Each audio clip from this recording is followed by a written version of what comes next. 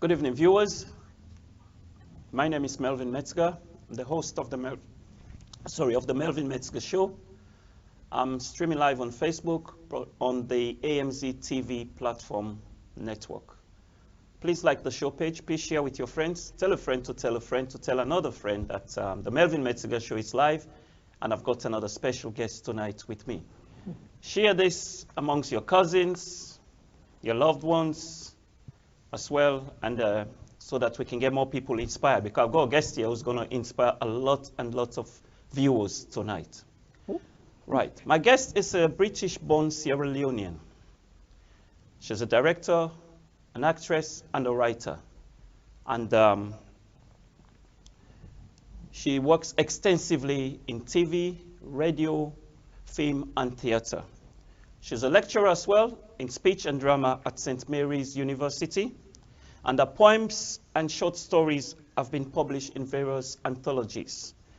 From starting earlier in Sierra Leone to performing in 3 stories at the National Theatre, Anni Domingo has come a very, very long way. And I have to stop here, and you hear the rest. You hear the rest in the interview. There's a lot I cannot say now. Just keep tuned in, stay tuned in, and then you hear the rest of our journey through acting, writing, producing. She's also a magistrate. It's a lot. So please welcome the intelligent and beautiful, I've got to use this word, beautiful, that's what my wife said I should say, the intelligent and beautiful Anni Domingo. Hello. Anni Domingo, welcome to the Melvin Metzger Show. Thank you so much. Yes. Thank you. I'm very happy you accepted my invitation. I'm very happy to have been invited. Whoa, thank you very much. You've had a great career. Thank God. Like I told you earlier, if I could do a quarter of what you've done, just a quarter, I'll be very happy. I'll be a very happy man. But tell us about the name, Domingo. Where does the name come from? From my father. Okay. From Domingo, because that's not English. No. From what my brother and the research, there was a Domingo that came from, we're never sure whether it's Spain or Portugal, because they came from around the border, and the border kept shifting. Okay. And he came to Sierra Leone in the 1700s. 1700s? With twin boys. Mm-hmm. And they married into sort of African families. One went up into Mendi country, and one stayed in Freetown, and so got married and got into the Creoles and so on. Okay. So then there are lots of us, intermarriages and so on. Mm-hmm. You know. And then you're continuing the legacy. I'm trying. You're trying. I think you're doing well already. Right. When did you start acting, Anni Domingo? Ooh. Well, when my parents were here during the war, in England, and they used to do ballroom dancing. Okay. And then when we went back home to Sierra Leone, I started acting when I was 4. 4 years old? 4 years old. Okay. Were you influenced by your parents because of the ballroom dancing? Well, because my mother was a fantastic singer, Rosa Domingo. Some of the older people will know Rosa Domingo. She was a singer and an actress, but not professional in Sierra Leone. Yeah. And my parents had their own radio program for years at the SLBS called The Two of Us. The Two of Us? Yes. Wow. And so they were very well known for their dancing and for that radio program. And I started helping on that program when I was about 6 or 7, because it was a request program, and people, just shows you how long ago that was. They'd write in with a request for who they wanted the request for and what record they wanted. And as children, we would spend hours helping by opening all the envelopes and putting them in piles for my parents and so on. And then after a while, I used to read out the request for children, from about the 6 to 7. So that's how you got involved? So I've always been involved. Okay. I loved dancing. I loved acting. I would act at the drop of a hat. And I went to FSSG for a while. FSSG? Yes, and so So you're an all girl FSSG, Freetown Secondary School for girls. Yes. Later on, I went to St. Joseph's across the way, so I've got both of those. Do you have fond memories of your time at school? Oh yes, I love that. Well, at FSSG, I started from nursery right through to GCSE. Or GCE as we called it then, and then I went over to St. Joseph's and did some more GCSE at St. Joseph's. And then you came to, your parents came back, or they sent you to? No, I always wanted to act, and I used to do a lot of ballet as well, and then I started doing jazz. So that's another one we didn't mention, ballet. And then I started doing jazz. Yeah. By that time, my parents had their own television program teaching ballroom dancing on SLTV. Yeah. So I used to dance with them on SLTV, and I started writing short plays for for TV for the children's program when I was about 12 or 13. So I've always been from the age of 4 into theater, singing, dancing, and so on. So you're one of those few people who got to do what they wanted to do out of life. Yeah, I'm extremely lucky that from the age of 4 or 5, I knew what I wanted to do. Yeah. So I always find it amazing when people they end up in university and they say, well, I don't know what I want. Because I always knew what I was going to do. And you had the support of your parents as well.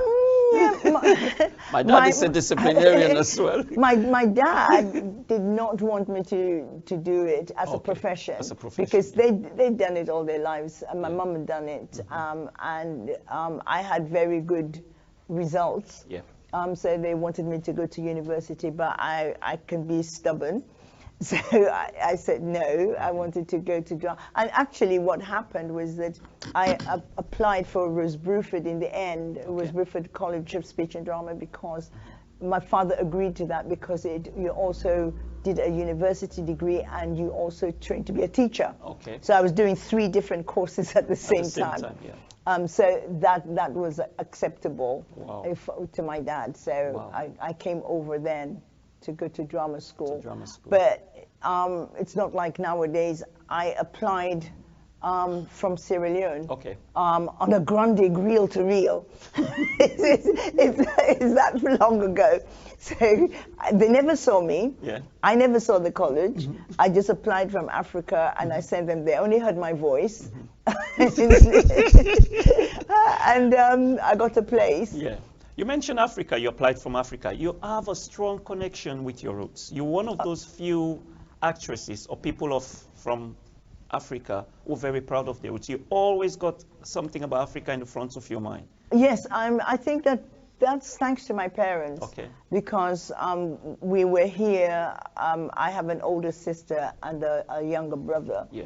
And there was this thing about us understanding that we were black, and we were Sierra Leoneans as well as British, and so they took us back to Sierra Leone so that we would know our roots. And although we had cousins and whatever coming to England to boarding school, my parents said no. Okay. We could come for university and all of that. And whilst we were there, I used to direct plays, African plays, Trials of Brother Jero, and so on at British Council.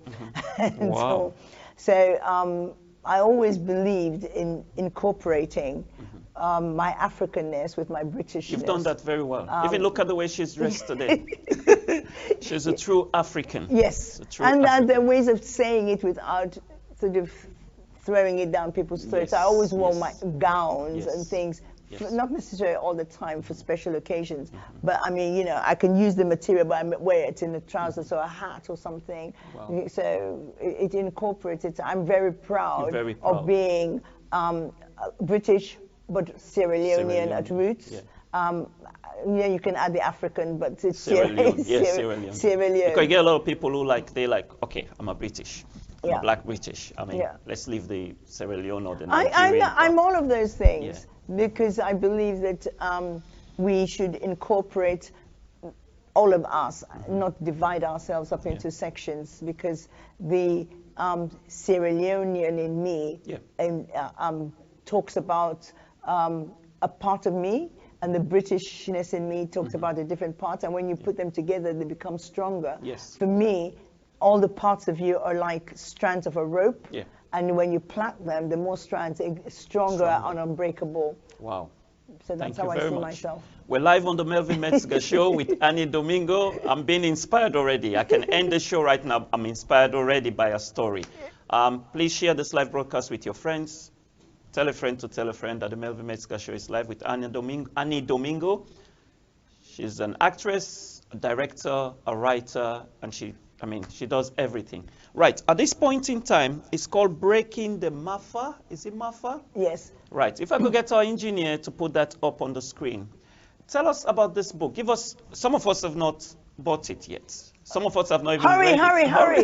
Yes, we have to buy this book. It's on Amazon, isn't it? It's on Amazon, Yes. W.H. Smith's, Waterstones, all good big stores. Good big stores. Yeah, you need to buy this book, and our engineers are going to put it up on the screen. And you can give it out as a Christmas present. So during the lockdown, people have something to be reading. No, it's true. A friend of mine, I met her on the way here, and she'd ordered it from Amazon, and she had ordered 3 of them to give to her nieces as presents. So I had to stop to sign it for her because she wanted to give it to them. There we are. Tell us give us an insight about what's in this book. Well, I'm one of these people who's a geek who loves to go to study. Okay. So in my 50s, I decided to go back to uni. In your 50s? Yes. And I'm a magistrate, and I decided I wanted to do more in law. Okay. But I got sort of sidetracked into English literature. Okay. So I thought, okay, when I finish that, I'll do the law. Okay. But I've always been interested in history. So I thought, no, I'll go back and do history. So I did I did my BA in English literature first and honors. Then I did it in history, and I thought this is ridiculous. But by that time, I didn't want to do a third BA. Okay. So I thought I'd go and do my master's. This is at Cambridge, because I live near Cambridge. Okay. So I went to do my master's in creative writing. Wow. And for my dissertation, I had to write something, and I wanted to write something about myself and about home. Yeah. But I wanted it to be a historical novel, so taking my degree in history and so on. And I'd heard the story about Sarah Forbes Bonetta. Okay. And Sarah Forbes Bonetta was captured as a slave. There wasn't very much known about her as a child, but we know that she was captured as a slave, and by the king of Dahomey, and then was gifted to gifted to Queen Victoria. That was gifted to Queen Victoria in 1850, and she was about 7 or 8. She was brought to England, and she was Queen Victoria loved her. Okay. And so she didn't come to do slave duties. No. She was treated into the royal family. She was treated as a princess. As she was called the African princess, and she was in lots of newspapers. Okay. So I got interested in that because she was sent back to Africa, and she was sent to Sierra Leone to go to school. Okay. To what now became the Annie Walsh. Annie Walsh. So she was there for about 3 or 4 years. Yeah. Then she came back to England. Brought back by Queen Victoria, and then she got married in England. She got married in Brighton, and went back to Sierra Leone for a while, and then to Nigeria. Okay. So I wanted to tell the story of this girl who I was tired of hearing about Windrush because there were lots of black people in England who didn't come via the West Indies or via Windrush. That's a good point. So you said there were black people before the Windrush? Oh gosh, yes. Oh, I had the wrong idea. I thought they were brought in. No, they were, and this is part of it. She was here in the 1850s, Sarah Forbes Bonetta, and there was a thriving black community. In England? Oh yeah, okay. in England, in Liverpool, in London, I'm learning something today. In London, yeah. in Liverpool, all the port cities. I mean, we in Syria, we talk about Thomas Clarkson and William Wilberforce and all of that. They had a school in the 1700s in Clapham for black boys from Sierra Leone and Nova Scotia and that. So I'll just put that to one side. Okay. But there was a school in Clapham in the 1700s for black boys. So I wanted to tell Sarah's story, but there was so much to tell. But for me, I also wanted to talk about where she came from. Okay. So because she was first captured when she was about 4 years old, she would not have been able to tell the story about living. They knew she was a chief's daughter. Yeah. So this is a fiction. So we knew she had siblings, but nothing is known about them. They were wiped out in this raid. Okay. So I brought to life her older sister. So her older sister could tell about their life in Africa. Okay. And then, so the story is told from both point of view, and you hear Sarah's voice, but you also hear her sister, who was sent to America as a slave. Okay. But she was brought to England as a maid. And so a lot of the things that you see Sarah looking at or commenting on, she's commenting on it as a princess. And then you hear her sister talk about the same thing, but as a slave, as a maid. And so it's looking at that. It's a very powerful story. So the book deals with that first year or so when she was in England, and then when she's sent back. I'm already writing the sequel to it, which is of when she came back till she got married. She got married. As the first edition, has that been turned into a movie? Tell them no. You need to make a movie out of it. It needs to be. It's a good story. Everybody keeps saying that, it's a good and it's story. Something that I thought about, but I haven't got that far. I mean, Mafa is a Swahili word that means the African Holocaust. Okay. Another word for slave trade.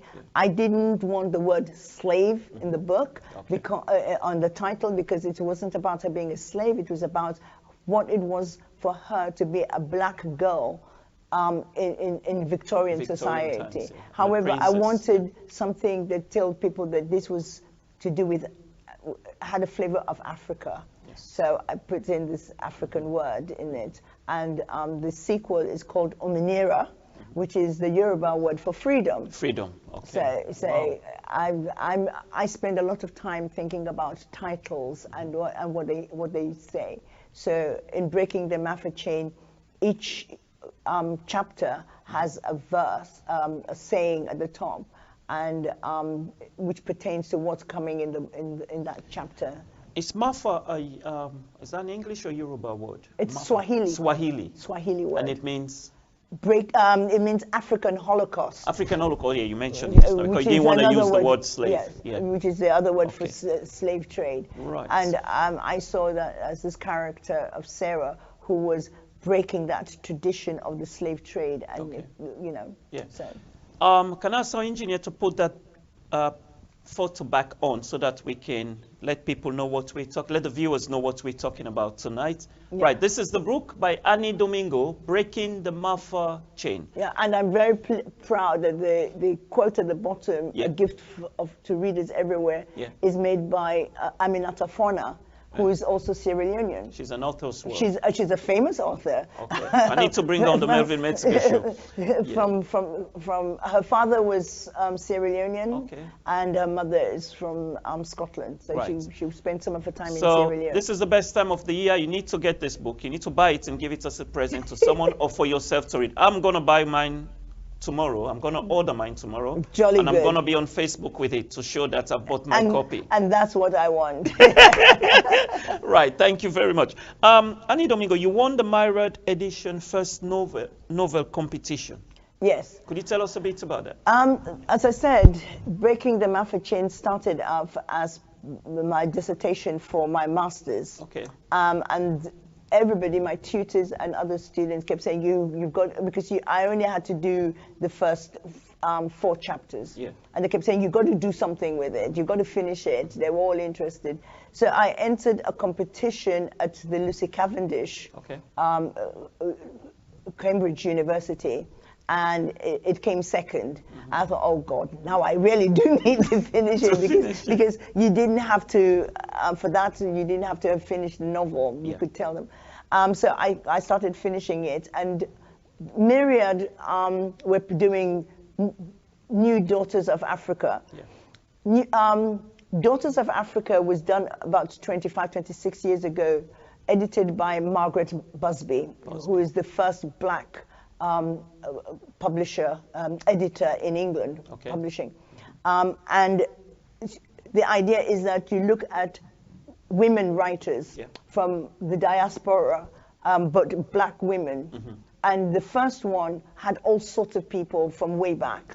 So as part of the 25-year anniversary, they decided to do New Daughters of Africa. And these were people who were published. And so they decided, Myriad, the publishers, decided to do a competition to get somebody who wasn't published. And I just finished Breaking the Mafia Chain. And I wasn't going to apply, and I was forced to apply at the last minute. And out of thousands of novels that they received, I won that. So I'm in... Congratulations. I'm in New Daughters of Africa. And I'm so proud of that because it has all sorts of people. It has Chimamanda, Aminata Fona, Mallory Blackman, Zadie Smith, as well as people from earlier times, you know. So, but it has over 200 women writers. And 200? 200. And it's not only novels. Sometimes it's short stories, or poems, or essays, and so on. And for me, to be in that company is absolutely amazing. I'm sure they felt the same as well, to be in your company. Some of them are dead. Like, let's look at John Archer and Black History Month. Oh, yes. Besides sort of acting, I direct as well. And I was asked to direct this play about, excuse me, about John Archer. And he was the first black mayor of London. See, we didn't know that. And this was in the 1920s. 1920s. So I directed that play, and we've done it several times, and it was just done in October during Black History Month at Battersea Arts Centre, because he was mayor for Battersea. Wow. So, how did you... one of the things that I liked about that was that we found... Would you like us to get some water? Yes, please. Can we get some water, please? Thank you. One of the things that I loved was that John Archer was great friends with Samuel Coleridge Taylor. And Samuel Coleridge Taylor was, his father was Sierra Leonean.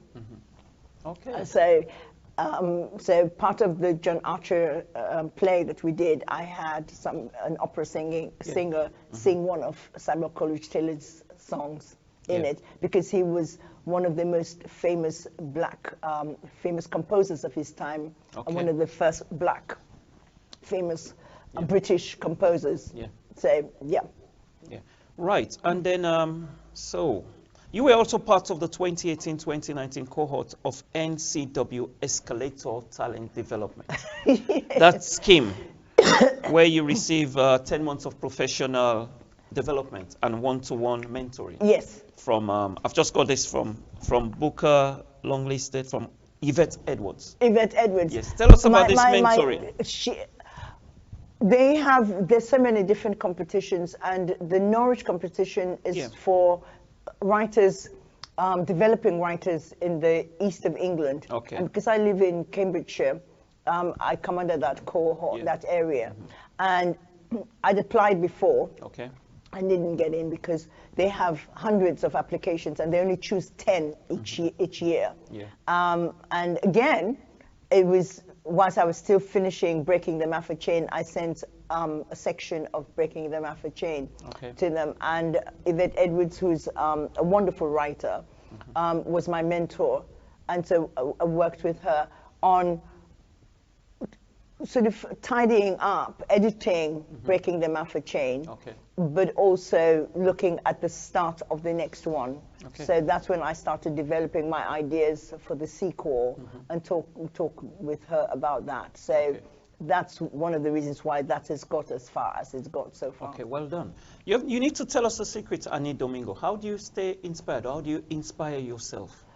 Oh, because you've inspired so many. I'm inspired now, just being here with you and reading your story over the past few days. I'm inspired. How do you inspire yourself? How do you get yourself motivated? Because even as a child, I had so many ideas of what I wanted to say or do. When I was a child, I used to spend hours telling my younger brothers, stories. And I would always be writing things down. So there are just so many stories in my head and things that I want to say, but also things that I see.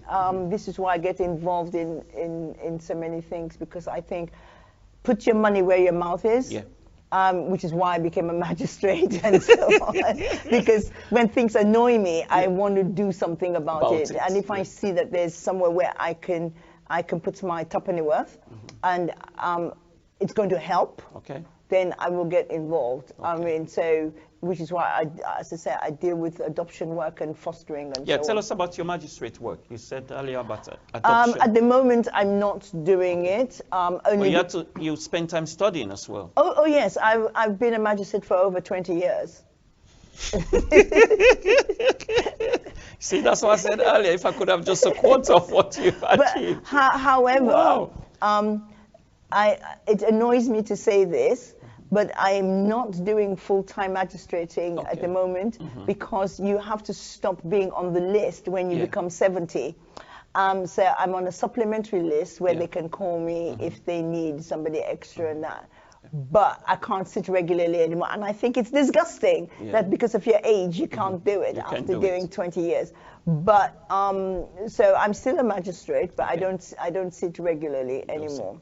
So. Traveling, you do a lot of traveling. Yes, I love traveling. You love traveling. Yes. This pandemic has really annoyed me because I can't travel. Did you just halt your work when you first started, when the COVID outbreak? Well, when the COVID outbreak happened, I was actually in Australia on tour with a play that was going to come into the West End. And we went for the Adelaide Festival. And then I went off to New Zealand and came back to Melbourne, and they said, you got to catch the next plane. I went, no. And they went, yes, we're getting into lockdown. Whoa. So we came over thinking, we came back home thinking it'd just be for a few weeks, a month or so. And so I never got to take the play to the West End. Who knows, they might revive it again, but you know. So I was in the middle of traveling around when and you see all these nice cities and beautiful countries. Yes, but also I love traveling around in England. You love traveling. I start rehearsing on the 4th of January if Madame Corona doesn't put a spoke in. And then we'll be touring all over England with it from January till March. And when you're doing a tour, they don't think about the easiest route. So you might be in Folkestone, and then you're in Scotland, and then you're in Norwich, and then so you get to see quite a lot of the country. I haven't done a tour like that for quite a few years, but I used to do quite a few of those. And I love touring. I love travel. So if I go back to the Escalator program, are they important for early writers, people that want to start getting into writing? It's very important. Yes, it's all of these competitions make people... Just a second. Can we have some water, please? You have us? No, it's okay. It's okay? Yeah. Okay. A lot of these competitions are important in as much as it gets you known, but also when you then looking for agents or publishers, they have so many applications that they know the competitions that get good writing, and so you're far more likely to get somebody to be interested in your work. So you get approached. Yes. Yes. So it's much better that way because they know Anni Domingo, she's a good writer. you get approached. Yeah. Not like yes. others who have to look out to get their but also you stories get out you, there. it's practice. You get to know Yeah. what is needed. Yeah. You know, you get to know some of the good ones will give you a good critique. Yes.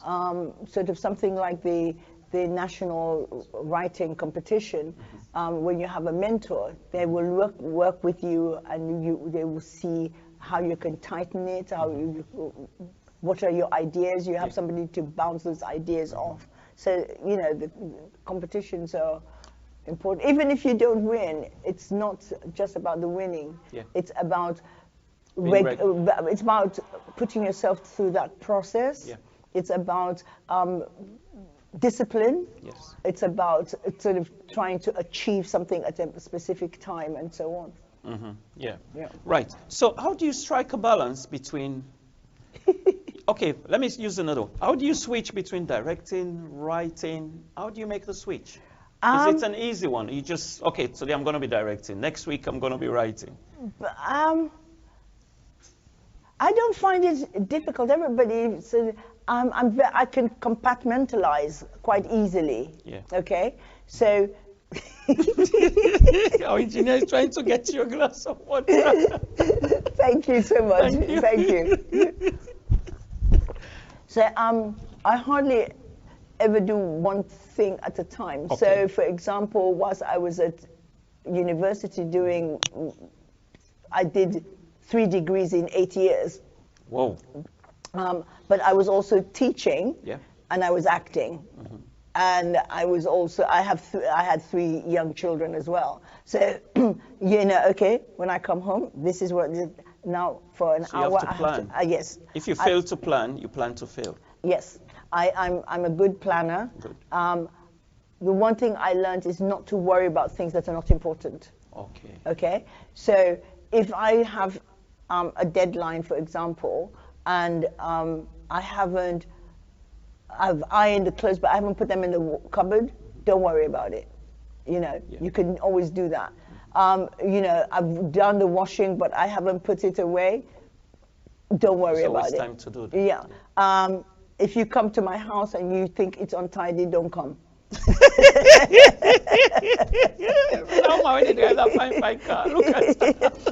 No, because you can't do it all. I mean, have to prioritize. When I was doing my first degree, which is in Open University, and the kids were much younger, I would do my studying. Well, they used to give you the programs on BBC Two. Okay.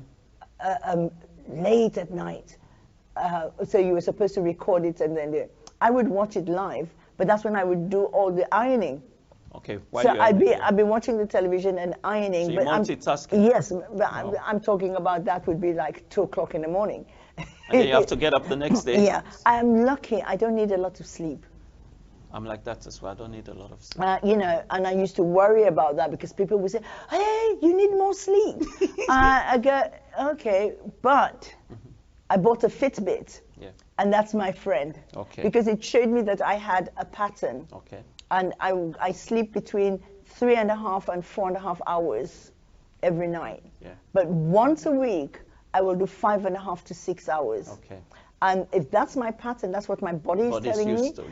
That I go with that. Wow. And sometimes I have a little bit less, and sometimes a little bit more. But that's my regular pattern. So don't worry about it. Don't let other people scare you. And they say, "But you're getting older." Don't talk to me about age. Right. What does it mean to be, well, it's a woman of color. What does it mean to be a black woman in the UK today? You're sassy. You're sassy. What was it like back then? I think being the person I am, I didn't take any nonsense. Okay. Okay? I think you need to know your worth. Yes. And a lot of times we second guess ourselves, or we're trying to impress other people. Yeah. For me, I want to do good. I want to be the best I possibly can. But don't tear me down. Okay. Okay? Yeah. So you have to learn which battle to fight. Which battle? Choose your battle. Choose your battles well, because sometimes they are battles that you know you're going to lose, or you hope you're going to win, but inside you know you're going to lose it. So why put yourself through that? Wait for the battles that you can win, or wait for the battles that are worth fighting, even if you're going to lose. They're worth fighting. So a lot of times people will say something and I just ignore it. Not because I haven't heard it, but because it's not worth it. But you wait, I'll get you. I'll get you. I'll get you with my work. You know, and sometimes that's the best way, you know. And I like surprising people. Okay. So when they don't expect it, and to put yourself in the room that they're not expecting is wonderful. And I just wait for them to then get flummoxed. Okay. So, for example, if for a long time, I was the only black magistrate in the whole of Cambridgeshire.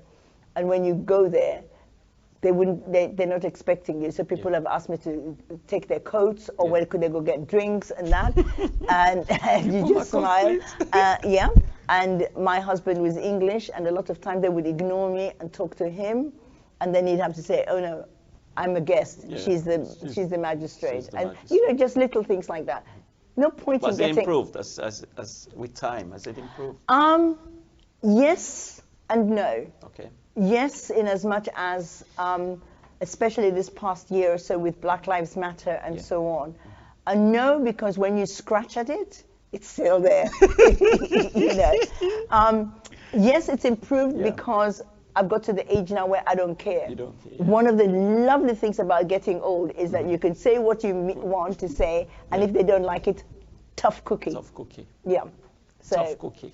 Yes. Right. So with women like you got yourself, Kamala Harris, what does she represent? Because I know we look at it, we know have our own point of view which we're looking at things. So what do people like Michelle Obama, Kamala Harris, what do they represent? They represent black womanhood. Okay. They represent the fact that we are strong. Yeah. We are extremely knowledgeable, but we don't have to go bluffing about it. Yeah. We just do. Yeah. You know, when you see somebody like Michelle Obama, who I think is amazing. Have you met her before? No, I haven't met her. Okay. There are some people that you wish you'd met, or you could meet, and there's some that you know you won't meet. Yeah. But I never say I can't meet somebody. Well, you know the story. Yeah, I mean, one of the amazing people that I met that is very close to my heart is Maya Angelou.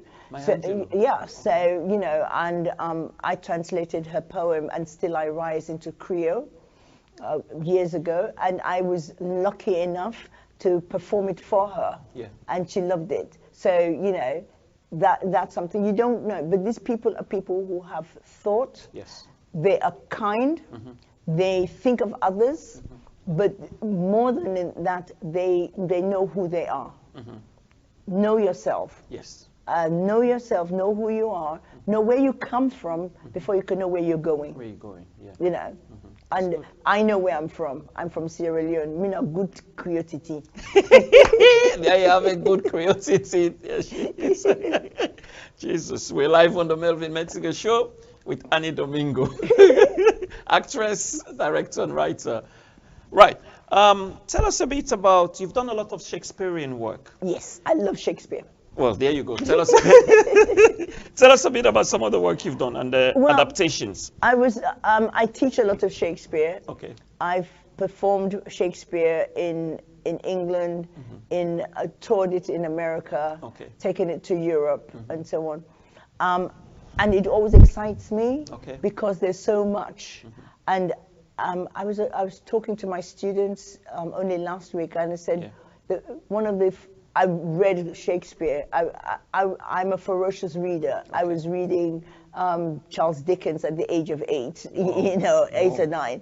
I was reading Shakespeare and so on because I love words.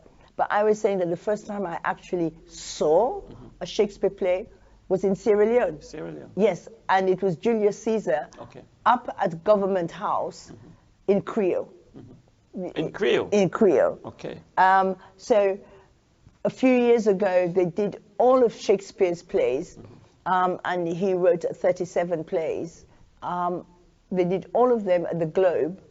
but each one was done from with a company from a different country. Okay. And some of it was in English, some of it was in different languages. Different languages, German, Polish. Do you speak any other language apart from English and French? A bit of French, a bit of French, un petit peu, and I can say, Spanish? you know, you can greet. I try. I can greet. Yeah. I don't speak it, but for me, why I'm saying all of that is that Shakespeare can fit into any country, any language, any situation, and that's the beauty of it. Yeah.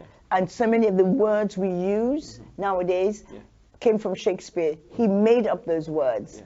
And I love to teach children that, you know, we make up our own words all the time. Yes. You know, new words come. Yeah. Who would have thought?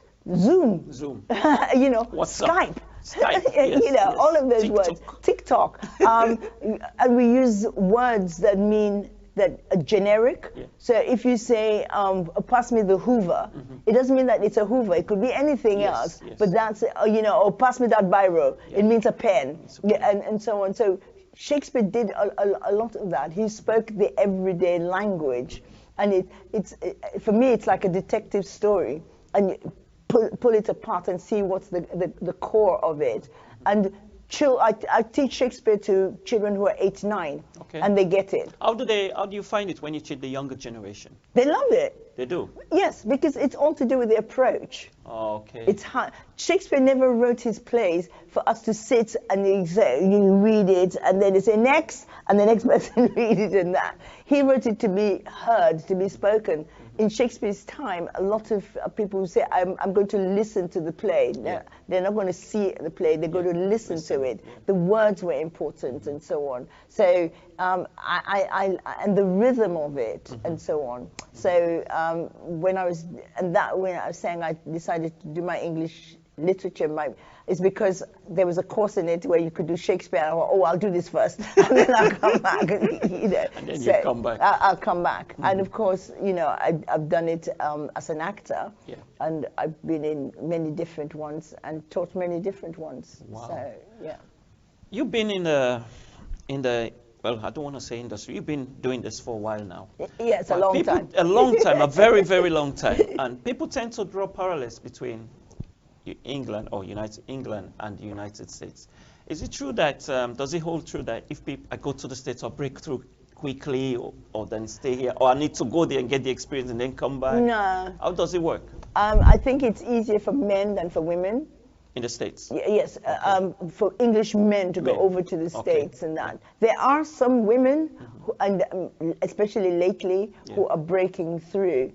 But the thing is that you work hard. There are lots of people over there that you never hear of. Yeah. You know, one or two will break through, you know, like the Idris Elbas and David Harewood and Cynthia Erivo and so on. But there are lots of others who are just solidly working. Okay. But you can also solidly work in England. Okay, you might not earn as much money because they don't pay as well. Yes, yes. And of course, like with everything, I love the theatre, but it doesn't pay as well as television, and television doesn't pay as well as films. So you might have a big pay for film, but quite a small part, whereas you might have a fantastic lead part or something in the theatre, but not earn as much. So each person has to decide what they want to do.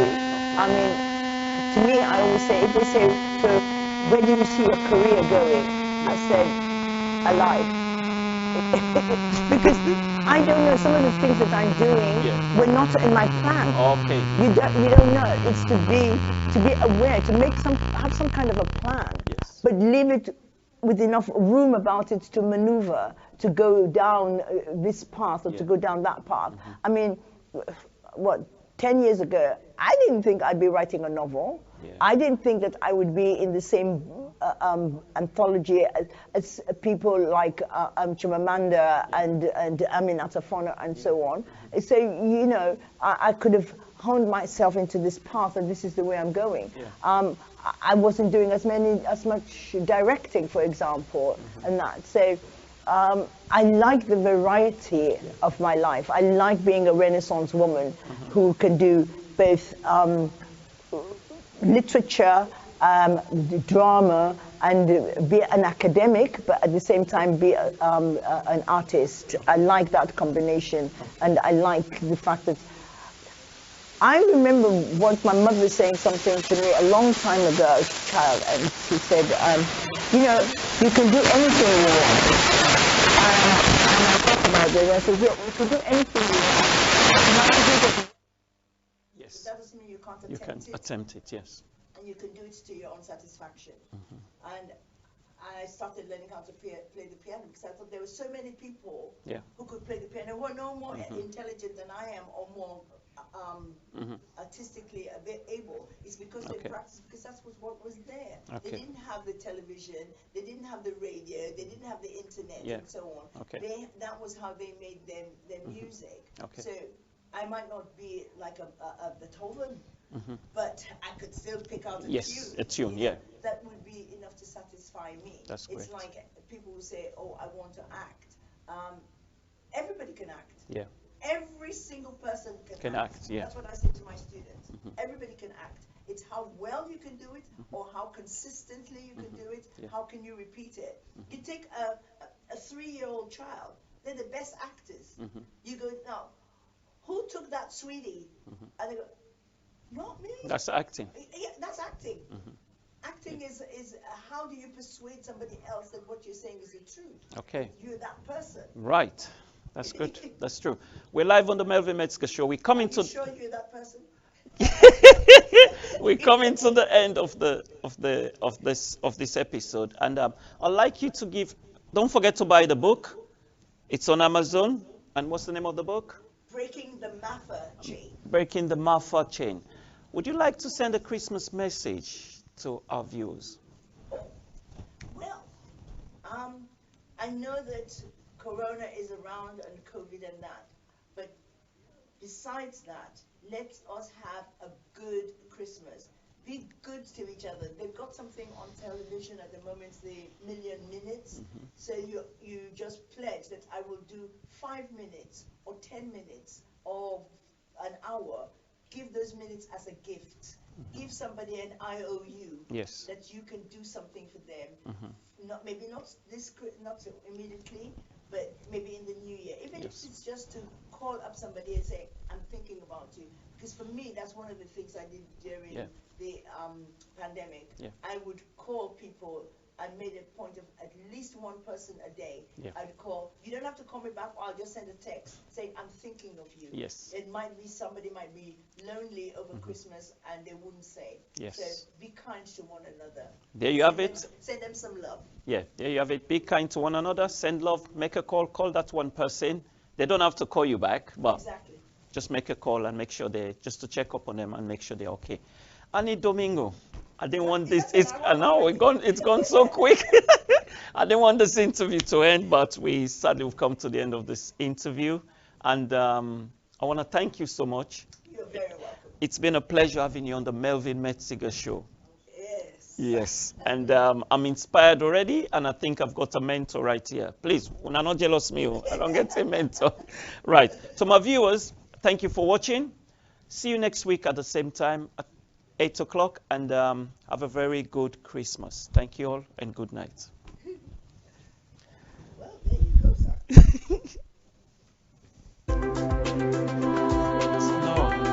It just reminded me. Thank you very much. Thank you very much. I really, really appreciate it. Oh my God, I wish we could have done 2 hours.